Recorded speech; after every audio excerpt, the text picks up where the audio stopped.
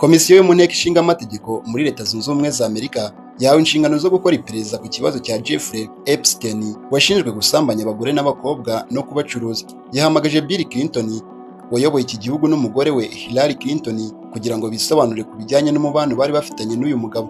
Nitwa Ndorimana Alex, muhawe ikaze. Jeffrey Epstein yari umunyemari ukomeye watawe muri yombi mu 2019 akurikiranweho ibyaha bikomeye birimo gucuruza abana bato hagambiriwe kubashora mu bikorwa by'ubusambanyi. Epstein yapfiriye muri gereza nyuma y'ukwezi atawe muri yombi. Bivugwa ko yiyahuye, gusa benshi baracyemeza ko yishwe kugira ngo hatagira amabanga amuvamo.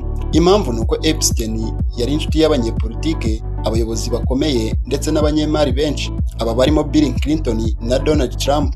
Bivuga ko ibi byaha Epstein yabikoreraga ku kirwa cye bwite cyitwa Little St. James ndetse n'ahandi hatandukanye yagendaga hirya no hino ku isi. Mu 2019 byatangajwe ko Bill Clinton yagenze mu ndege bwite ya Epstein mu bihe bitandukanye ndetse arabyemera, ariko ahakana ko yigeze kugera ku kirwa cye.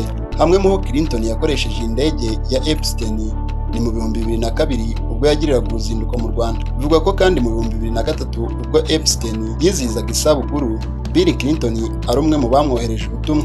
Itangazo ryashyizwe hanze na Komisiyo y'Inteko Ishinga Amategeko ishinzwe gukora iperereza kuri iki kibazo ku wa kabiri tariki ya 5 Kanama 2025 rigaragaza ko Bill Clinton na Hillary Clinton bahamagajwe kugira ngo basobanure byinshi bari bazi kuri uyu mugabo. Iyi komisiyo kandi yasabye Minisiteri y'Ubutabera kwishikiriza dosiye yose ya Epstein. Nubwo Epstein yapfuye, hari byinshi bitarasobanuka mu kirego cye, cyane cyane ibijyanye no kumenya urutonde rw'abantu bakoranaga nawe ibi byaha.